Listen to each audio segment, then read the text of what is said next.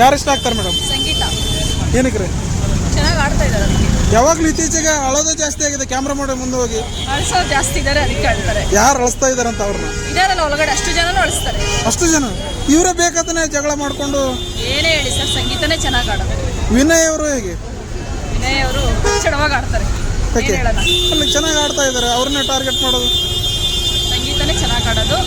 ಅವರು ಹಳ್ಳಿ ಬಿಡ್ಲಿ ಏನೇ ಮಾಡಲಿ ಟಾಸ್ಕ್ ಚೆನ್ನಾಗಿ ಆಡ್ತಾರೆ. ಡ್ರೋನ್ ಪ್ರತಾಪ್ ಅವರು ಪರವಾಗಿಲ್ಲ, ನಮ್ಗೇನು ಅಷ್ಟೇ. ದೀದಿ ಅನ್ಕೊಂಡು ಸಂಗೀತ ಅವ್ರ ಜೊತೆನೇ ಇದ್ದಾರೆ. ಅವರವರೇ ಸಂಗೀತ ಇಷ್ಟ. ಇತ್ತೀಚೆಗೆ ಜಾಸ್ತಿ ಡ್ರೋನ್ ಪ್ರತಾಪ್ ಅವರು ವಿನ್ ಆಗ್ತಾರೆ ಅನ್ನೋ ಒಂದು ಮಾತು ಕೇಳಿ ಬರ್ತಾ ಇದೆ. ಸಂಗೀತ ವಿನ್ ಆಗ್ತಾರೆ ಅಂತಾನೆ ಜಾಸ್ತಿ ಬರ್ತಾರೆ. ಹೌದು. ಕಾರ್ತಿಕ್ ಅವ್ರು ಹೇಗೆ?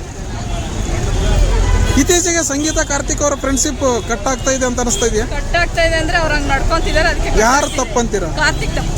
ಮತ್ತೆ ಇವರು ಬಕೆಟ್ ಅಂದಿದ್ದು ಸರಿನಾ? ವಿನಯ್ ಕಾರ್ತಿಕ್ ಬಕೆಟ್ ತರ ತಾನೇ ಮಾಡ್ತಾ ಇದ್ದಾರೆ ಕೆಲಸ. ಯಾರು ಬಕೆಟ್ ಅವ್ರು ಒಬ್ಬರೇ ಹೇಳ್ತಿಲ್ವಲ್ಲ, ಇಡೀ ಕರ್ನಾಟಕನೇ ಬಕೆಟ್ ಅಂತಾನೆ ಹೇಳಿದ್ದು ಕಾರ್ತಿಕ್ಗೆ. ಎಲ್ಲಿ ಅವ್ರಿಗೆ ಅವ್ರ ಆಟ ಅವ್ರು ಆಡ್ತಾ ಇದಾರೆ. ನೀವು ಒಂದ್ಸತಿ ನೀವು ಇನ್ಸ್ಟಾಗ್ರಾಮ್ ಎಲ್ಲ ನೋಡಿ ಗೊತ್ತಾಗುತ್ತೆ ಯಾರು ಬಕೆಟ್ ಅಂತಿದ್ದಾರೆ ಅಂತ. ಸಂಗೀತ ಅವರು ಬಕೆಟ್ ಅಲ್ಲ, ಕಾರ್ತಿಕ್ಗೆ ಬಕೆಟ್. ಈ ವಾರ ಕೈ ಮುರ್ಕೊಂಡ್ರು, ಅವರು ಸೊಂಟ ಡ್ಯಾಮೇಜ್ ಆಯ್ತು.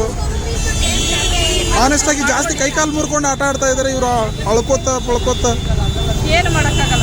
ಅವರು ವಿನ್ ಆಗ್ತಾರೆ. ಸಂಗೀತನ ಎಷ್ಟೋ ಸತಿ ಏಟ್ ತಿಂದಿದ್ದಾರೆ, ಅವಾಗ ಯಾರು ಅವ್ರಿಗೆ ಕರುಣೆ ತೋರಿಸಿಲ್ಲ. ಹಂಗೆ ಇವ್ರಿಗೂ. ಹೌದಾ?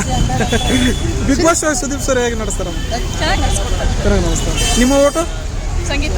Thank you. ನಿಮ್ಮ ಹೆಸರು? ರಾಣಿ.